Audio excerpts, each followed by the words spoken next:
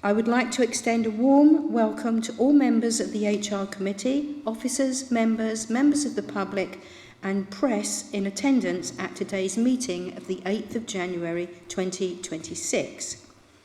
Welcome to those who may be watching the meeting live on YouTube. I am Councillor Jill Cleary, Chairman of the HR committee. I would now like to hand over to Democratic Services to read the housekeeping note. Thank you, Chairman. Please note that this meeting is being broadcast live on the Council's website and on YouTube. It will remain available for a minimum of 12 months. I would remind those in attendance to use your microphone when speaking and remember to switch it off once you've finished speaking. Please switch any mobile devices to a silent setting for the duration of the meeting. If the fire alarm rings during the meeting, please can everyone leave the room immediately and use the nearest fire exit. Please do not use the lift. Please go to the fire assembly point, which is located at the bottom of the car park by the garages. Thank you. Thank you. For the benefit of those watching the meeting online, please would members introduce themselves during the meeting, if not already introduced by name. Thank you. Right, item 1 is apologies. I've had apologies from Councillor Sean Cullen. I believe I've also had apologies from Jeremy Heron, I can't find them at the minute, and Colm McCarthy. Any other apologies anybody's aware of? No? Lovely, thank you. Item 1, minutes. To approve the minutes of the meeting held on the 11th of September 2025. Do you all agree? Agreed. Thank you. Declarations of interest. Ask members whether they have any interests due to declare. Does anybody have any interests? None? Here comes Jeremy. And welcome, Councillor Heron. I hand you down as apologies. No problem. Item 3, public participation. None. So we are now on item 4, the HR update, which is pages 5 to 12. Can I introduce Helena Aylett, Service Manager, Human Resources. Helena. Thank you. Good morning, everybody. This is our regular update paper that I bring to you each time. I'm sure you've read it. It's quite a bit lengthy this time, but I'll just pick out a couple of items that I think are of particular note. At point 5, the recruitment update, just to note that we still have a high level of vacancies in the last quarter. We're doing our best to fill those, obviously, through our normal processes, but it's just a point to note. And also at point 6, we are having a higher use of agency staff compared to normal. Our growth and goals conversations are now live. So hopefully all of our managers are using the new forms and the new process moving forward. The LGBT plus group continue to meet, as do the EDI group, and we are actively looking to get comments from those groups now when we bring reports forward for you to have a look at. Probably the most significant part in this particular report is the reference to the Employment Rights Bill. At the time that I wrote this, it hadn't been passed. It has now received the royal assent and it has now been passed, and so there will be some significant changes in terms of employment rights that come into effect from April 2026. Some will be, it is staggered, so all of the 28 major reforms will come in over a period of about 18 months, but the first lot of those will come into effect from April. So the next time this committee meets in March, I will be bringing a few of our policies that need to be updated in time to be in place for April. At the moment, I'm thinking those are the changes to statutory sick pay, because that will become a day one right.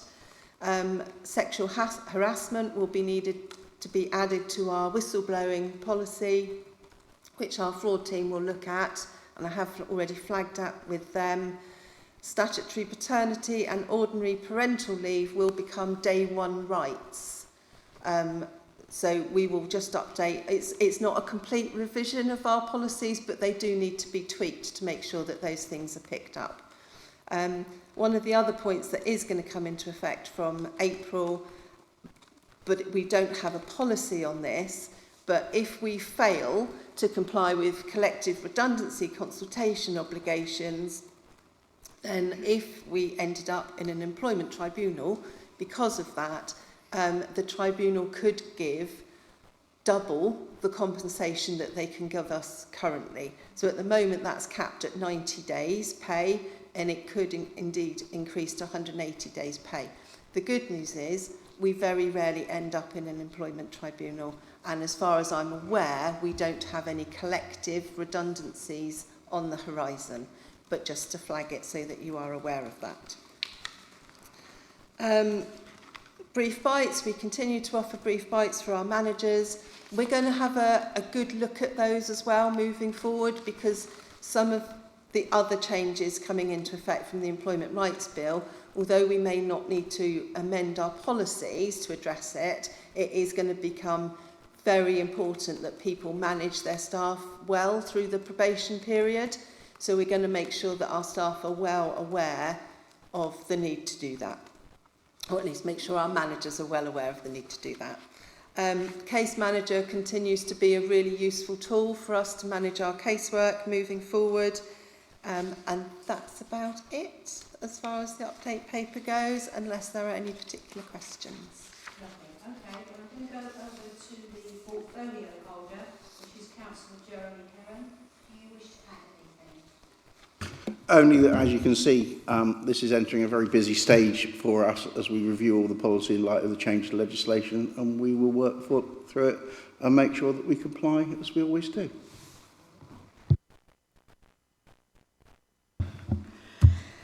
You don't get used to pressing the button. I will open the floor to questions. I've got Councillor Mark Clark. There we are. Thank you, Chairman. Just a query. Thanks for that. I read it late last night, I must admit, and quite lengthy it was too. The only query, actually, coming back to your very first point about agency staff. Obviously, with LGR coming up fast, is there provision there for, people will want surety of employment and they'll probably disappear off to find more lengthier confirmed employment? So presumably is your plan that we will get more agency staff in anyway? And is that budgeted for, and how are you going to cope with that where you are talking pretty short-term contracts? So what I can say is a lot of our agency staff that we have, it's because we need staff in a very quick period of time. And then when we manage to recruit staff on a more permanent basis, we can not have those agency staff anymore. There is not, as far as I'm aware, any policy in place to say that we should be using agency staff over and above trying to recruit to a permanent role. I don't know if you want to comment on budget provision, Alan, but that it's not, as far as I'm concerned, a way forward where we want to go to recruit agency over and above permanent members of staff. Yeah, happy just to provide a comment on the budget situation. So yeah, we haven't assumed at this point, but obviously I'm keeping a close eye on it. So, if it does transpire that we are finding it more difficult to recruit permanent staff and that this is a continuing trend, obviously agency staff is more expensive. So we will have to reflect something, but at this time I haven't budgeted anything. Councillor Heron, did you want to come in? You're done? Okay, thank you. Councillor Alan O'Sullivan. Thank you, Chair. With the unfair dismissal protection for 1 day, you've got down here retrospective start date of 1st of January next year. Is retrospective next year, or is retrospective this year? And if it is next year, does the 1 day stay in effect until 1st of January next year?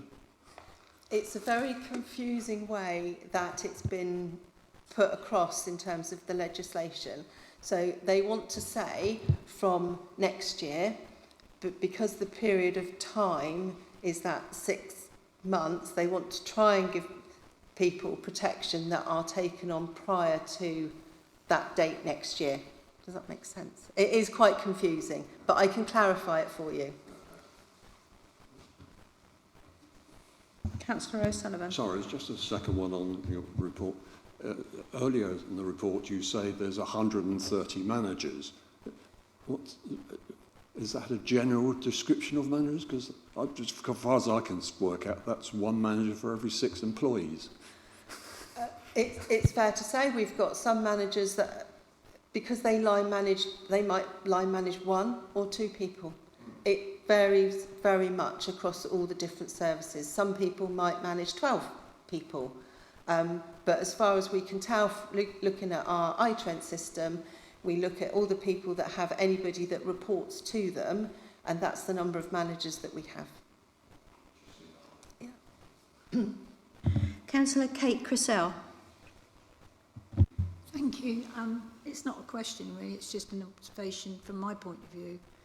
The Employment Rights Bill sounds very laudable, but in my world, I think it just makes things so much harder, and it loses jobs for people that might otherwise have had them because employers are too frightened to take people on now. It's just so prescriptive that it just does the opposite to what it's intending to do.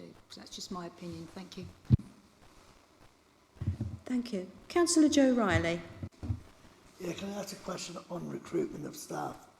What is the problem there? You say you have problems recruiting staff. Any reason why? I think it depends an awful lot. You know, sometimes we just struggle to get people to be attracted to the role that we've got. Some roles are quite specific in terms of the skills that we're trying to attract. It just depends. It's hard for me to say, oh, it's definitely because of that. There is an argument that LGR could be having an impact.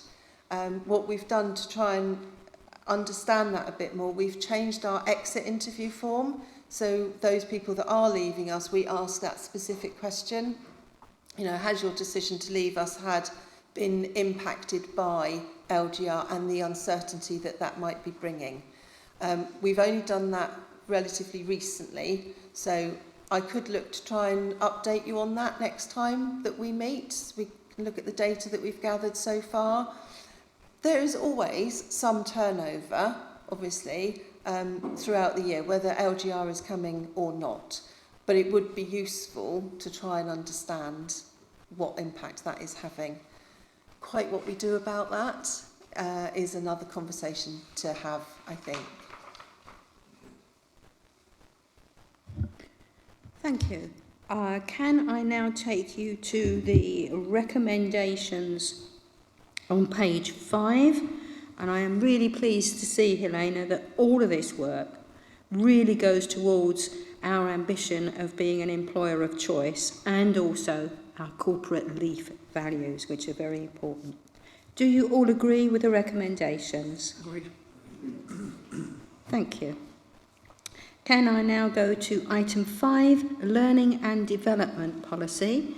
This covers pages 13 to 26, and I'd like to take you to Zoe Ormerund, Senior HR Advisor. Zoe. Thank you, Chair. The Learning and Development Policy has been updated to reflect our learning commitments in the People Strategy and our new growth and goals conversations, where a key part is around learning and development conversations. And this is to ensure that there is a great alignment between the policy and our People Strategy, which has the growth and goals conversations as part of it, and that the policy clearly reflects our fair and consistent consideration of learning and development activities. Thank you. Does anybody have any questions? Happy with the report? No. Jeremy, I will just come to you if you wish to add anything. Thank you, Chairman. I think that this is absolutely demonstrated in the very first line, which reads, this policy outlines the approach to learning and development at NFDC, ensuring that all our employees have access to opportunities that support their growth and contribute to the strategic aims within our corporate plan. That has, I think, been the ethos for as long as I've been in this council, and I'm proud to say it continues. An excellent report, and I look forward to us developing our staff, who are always our most important asset. Thank you. Absolutely, I don't think that can ever be said enough. Our staff are the working hub and our complete and utter support. So, can I now take you to the recommendations on page 13? Do you all agree? Agreed. Thank you. Item 6, People Strategy Progress Report. This covers pages 27 to 40. Can I take you to Kate Hardy, Organisational Development and Change Specialist? Kate. Thank you. So this report is really just a update on our people strategy, which was approved back in April. So it's a 6-month update to let you know where we've got to, highlighting some of our successes so far, so our behaviour commitments that are now in place. As Zoe's talked about the growth and goals conversations, we've talked about looking at recruitment and some of the process improvements that have happened there in the background, and an Embracing Change programme that we've started to roll out, particularly in support of the LGR that's coming. And then it just highlights some of our challenges. You know, capacity of our staff continues to be a challenge. People are very busy. But looking forward, the recommendations is just to continue with the plan. Things are going well, so we want to continue with our original plans. Included in that, we've got things coming up this year, including Digital Skills for All programme, enhanced recognition. We're looking more at our internal comms and engagement, and also stepping up that change work and support for our people as well, amongst other things. So it's really just to summarise how we're getting on and that we're continuing as planned. Thank you. Councillor Steve Davis. Yeah, thank you. It was good to see growth and goals conversations ongoing. I know it's only been launched since November, but what's the feedback like from the sharp end?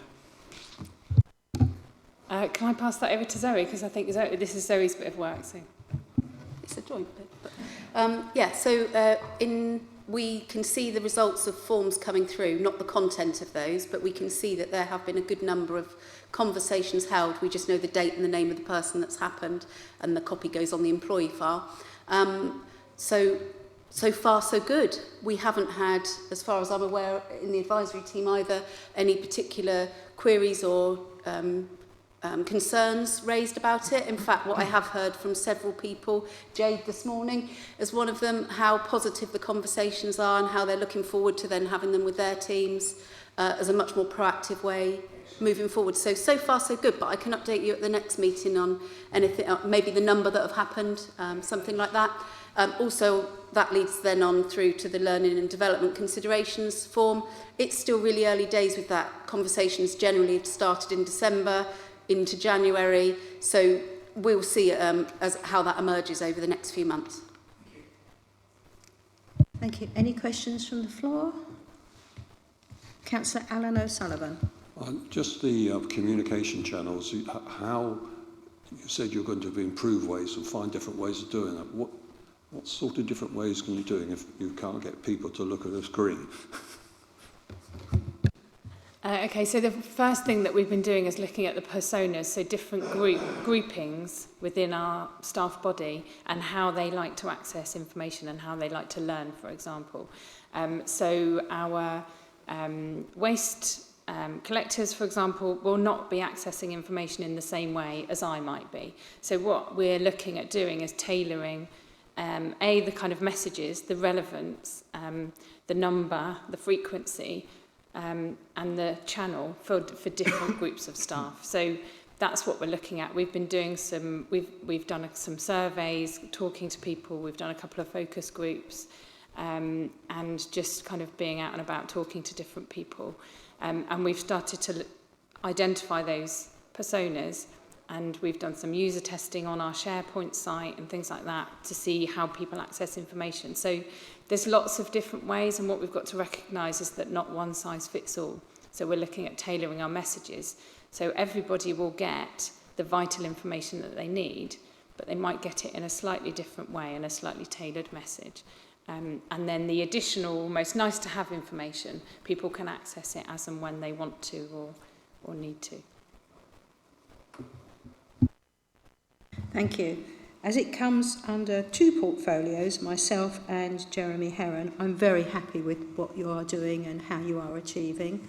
Jeremy, do you want to add anything? No, nothing to add at this time, I don't think. Waiting to see the feedback come through more fully in the future. That'll be good feedback. Yep. Thank you. Can I then take you to the recommendation on page 27? Do you all agree? Agreed. Thank you. Item 7, safeguarding policy. This covers pages 41 to 92. Can I take you to Brian Byrne, Service Manager, Community Safety and Wellbeing? Welcome, Brian. Thank you, Chair. Thank you. Good morning, all.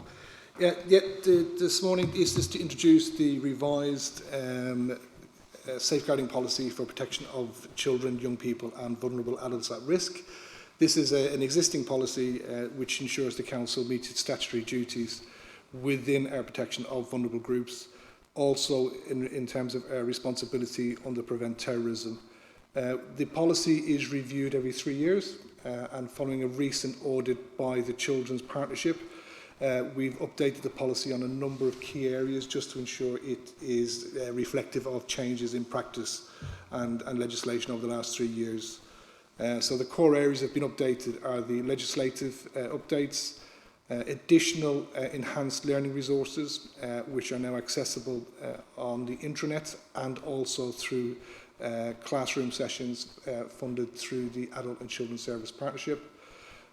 We've also updated some specific guidance for officers when supporting and responding to families or children with disabilities, and also again changes within the field around domestic abuse, particularly around the recognition that children are recognised within the Act as being victims in their own right, whilst living in a home where domestic abuse is perpetrated.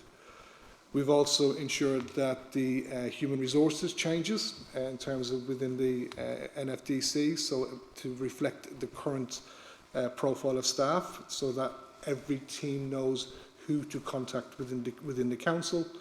The training toolkits, and again, just aligning the policy to ensure it meets the standardised corporate template.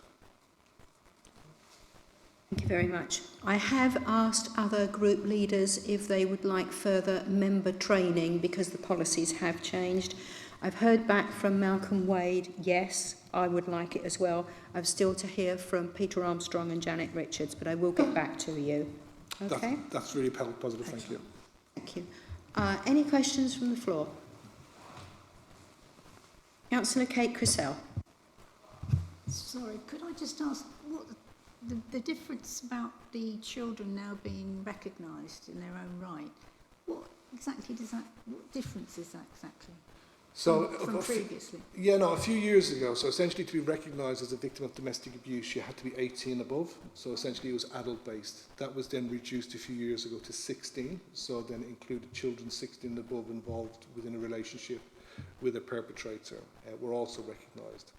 What this specific act recognises is that where a child lives in a home where there may be domestic abuse between adults, it recognises that the child doesn't have to witness the incident. So quite often children don't necessarily physically witness the incident, but they live in an environment where that is being perpetrated. Therefore, the Act recognises that, and it's to ensure that appropriate support is brought in, both preventative, therapeutic and supportive around the children. Oh, that's good. Thank you. Can I just ask, do you think that this Act possibly can break that cycle that goes continually around, particularly with young children? There is some strong indications that children who have grown up in an environment where domestic abuse is displayed can replicate that in unhealthy relationships as they grow and develop into adulthood. So absolutely the focus is about recognising that, intervening at a most earliest opportunity, and part of the work that we're doing within our partners is training around what we call healthy relationships, and we're working with our secondary schools and primary schools and with an organisation called Yellow Door, where we're providing some commission services to try and work with young people about healthy relationships and around misogynistic behaviours. Brilliant. Good piece of work then. Really, really substantive. Right. Can I take you to... Who's the portfolio? Oh, Dan. Okay, so Dan isn't here. Right, okay. So can I take you to the recommendations on page 41? Do you all agree? Absolutely, yes. Thank you. I think it's an absolutely brilliant report. Thank you, Brian. Item 8, gender pay gap. This covers pages 93 to 102. And I'd like to take you to Jade Carter, Payroll Manager. Thank you, Jade. Thank you. Good morning, everyone. So this is our gender pay gap report. It's a factual report that we're required to produce annually. So the gender pay gap is the difference between the average pay of men and women within an organisation, and it uses mean and median calculations to calculate the average. So within this report, we've included our data alongside comparison data from other local authorities. Just important to note that whilst we've reported on our figures from March 2025, the comparison data is from March 2024. We can't compare more recent data as local authorities have until March of this year to report their 2025 figures. So within the report, a positive gender pay gap indicates the extent to which women earn on average less per hour than their male counterparts, whereas a negative gender pay gap shows the extent to which men earn less than women. So the report details the 6 categories that we have to measure and report on each year, and we also included 2 additional measures just to enhance transparency and accountability in equal pay. So looking at some of the measures we report on, so point 4 shows the percentage of men and women split between the 4 pay quartiles for March 2025, and we've included our data from March 2024 for comparison. And then point 5 shows that the difference in the mean of our male and female hourly rates has reduced from 0.7% in March 2024 to 0.5% in March 25. And from the graph, we can also see that the mean gender pay gap was lower than our comparators for March 24. And then point 6 shows the difference in the median of our male and female hourly rates, and that's reduced from 1.7% in March 24 to 1.4% in March 25. Again, from the graph, we can see that our median gender pay gap was lower than our comparators for March 24. And then point 8 shows our mean gender pay gap using bonus pay is minus 50.45%. The mean, when you calculate the mean, it can be easily skewed if the data set is particularly small or if there is an unusually high or low value. So in our case, the data set is very small in that there are only 9 men who receive bonuses and 11 women. So in this case, the median gender pay gap is generally more useful to indicate the typical situation as it's not distorted. And the median gender pay gap using bonus pay is shown in 0.9, and that is 0%. And then point 11 shows the comparison data for our gender representation by pay quartile. So this does show we have a higher number of male staff in the lower pay quartiles. Could well be due to the fact that we offer an in-house refuse service, which is generally a male-dominated area, and other local authorities may not have this in the workforce. Could also be due to the fact that other authorities may have responsibilities in adult and social care, which in turn is a predominantly female area, and we don't have those roles. But overall, it's a really positive report showing that our gender pay gap is lower than our comparators and it is decreasing. Due to the positive result, there's no action required by the council. But yeah, happy to take any questions if there are any. I think the action taken by the council is to congratulate ourselves, actually. Right, any questions from the floor? Councillor Alan O'Sullivan. Thank you. Yes, I mean, it's great to see that we're getting closer and closer. You show there how you can work out the median. Is there a case, I'm not sure which section of the council it could be, let's say there's a large percentage of women doing one particular task in the council as opposed to a few men doing the same, so that will skew your median towards that way. Have you got is that taken into account? Have you? To be honest, no, it's just, we just use the mean and median to give you the two separate ways of calculating things. Like you say, they can both be skewed by different things, but those are the ways that we are required to report on it. So if there's a sort of a fair balance of male to female, then it's easy to get your median. But if you've got a high one, as opposed to the other, that's going to affect that median quite a bit. Yeah, I can see that. I suppose for us, for the bonus, there were 11 men and 9 women, so it's relatively similar figures for that. But it's just, I guess that's the. I'm great that we're getting towards zero, but just how we get there sometimes. Okay. Thank you. Any other questions from the floor?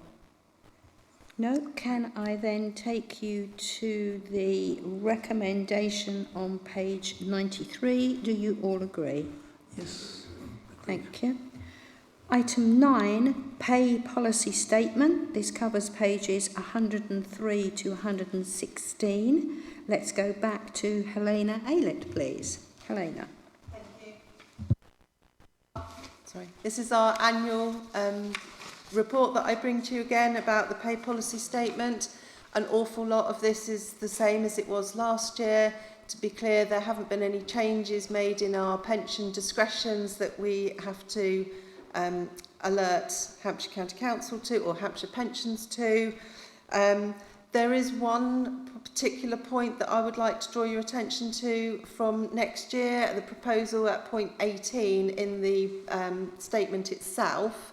We are suggesting that we delete our current bottom spine point from our bands, which is currently spinal column point 14, and we realign spinal column point 15 to be £12.96, and that will be our new band 1, and that will give us an annual salary full-time of £2 over £25,000. And then band 2 will consist of 2 spine points, and band 3 will also then have 2 spine points. So that is a little change that we'd like to make to our pay scales from next April. Everything else, as you can see in the report, is the same as you've seen in a previous year. Okay, Can I just go to Councillor Jeremy Heron? Are you happy with that? Chairman, thank you. I mean, the report is pretty much as per usual, year on, year out. The revision at point 18 is, I think, good news for us. We need to support those at the lowest end of our pay scale always, and this attributes it and ensures that we continue to support those at that end, and equally as important, keep ahead of the minimum wage so that we don't ever run risk of falling foul of that. So no, I'm very happy with that proposal. Thank you.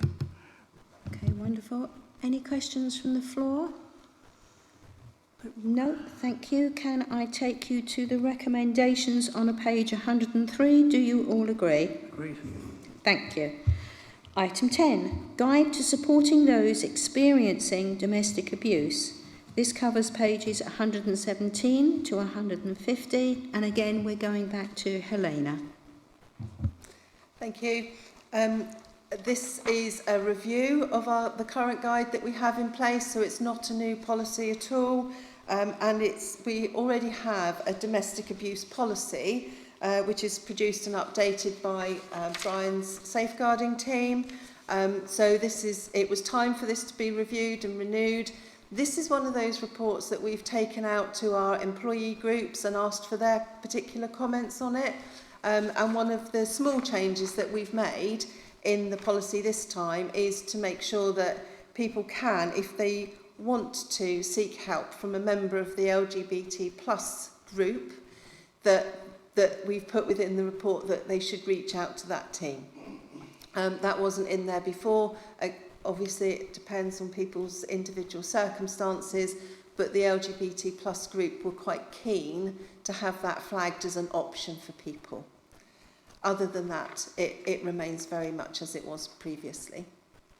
Thank you. I think that's an absolutely brilliant option. And again, another string in the bow.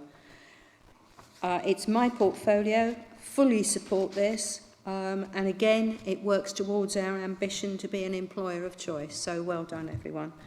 Any questions from the floor? Councillor Jeremy Heron. Just one. I fully support the proposed change to pass across, but are we giving that group sufficient support and training to be able to deal with those matters as they come across to them? Because it's not, I don't suppose, historically been an area that they've dealt with. I mean, it is something, these are only like initial conversations for people to have, Jeremy, and then if they need further support, we would obviously look to get that on a more professional basis. But Brian may wish to comment. Yeah, thank you, Helena. Currently at the moment, the domestic abuse strategy is just working its way through, and as part of that strategy, we will be looking at training, enhanced training across teams to ensure that there is dedicated individuals who can triage at the most appropriate level and reach out and signpost as well. So that forms part of another bigger piece of work. Thank you. Good. Okay, can I take people then to the recommendation on page 117? Do you all agree? Agreed. Thank you. Item 11, Corporate Health and Safety Report. This covers pages 151 to 198. Now, normally, this would be James Loring, Corporate Health, and I understand we have another officer standing in for James who can't be with us today. Hi, I am George, one of James's colleagues. I take it you guys have all read the report? Awesome. Just to run a few key bits, we have looked to improve the way that we operate by streamlining our case management system, and we've looked to digitise other processes to make it easier for engagement. We've been providing additional support to the construction projects, so under CDM. Are there any bits in particular? We don't. Yes. So we have had some riddles.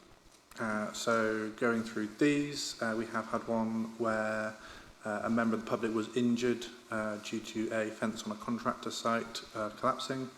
Whilst this was not our responsibility, as we had handed over responsibility to the site, we do have a duty of care to make sure that contractor is doing what they're meant to be doing, and we have looked to improve our engagement with our contractors, and additional training has been provided to the team so that they are able to understand their responsibilities more effectively. We have also had a couple, which is a result of an injury involving the movement of a large commercial waste bin, where unfortunately it tipped over and it resulted in an injury to two members of staff who were moving at the time. Then we have had one where accessing a van resulted in a back injury and also resulted in time off as a result. Due to it going over the 7-day limit for riddle reporting, we then did need to report that. And then we have had a gas-related one where unfortunately one of our gas engineers failed to adequately secure pipe work following work, and that resulted in a release of gas, which we then did report to the HSE. Do you know how, I believe it was a lady that got hit by the fencing? Yes, so with that one, she, as far as we're aware, has now recovered. However, claims have been put in and that has been passed to the contractor.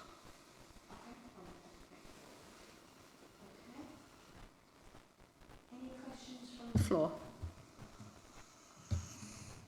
No? Okay. This comes under my portfolio. So I'm pleased to see we are actually now going to be taking control of contractors working.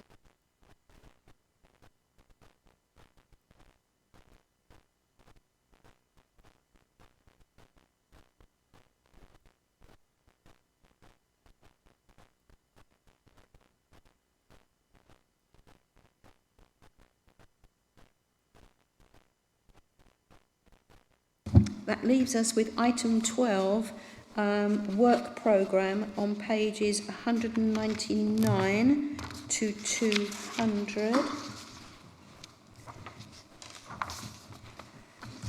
Are there any questions, additions? Sorry, I'm nearly called you councillor then. Maybe one day, but not yet. No, you wouldn't want to go that route, Helena, believe me. I think we will need to add on for the next time those changes to our policies in terms of the Employment Rights Act. I'm going to endeavour to put them all into one report for you rather than bringing them all separately, but we'll need to bring something. If you would prefer to do them all separately, then that is fine. I'll have a think, Jill. Whichever suits you better. Alan, do you wish to add anything? No? Okay. Fine. Okay, thank you everyone. It is 10:45. I would like to declare the meeting closed. Thank you.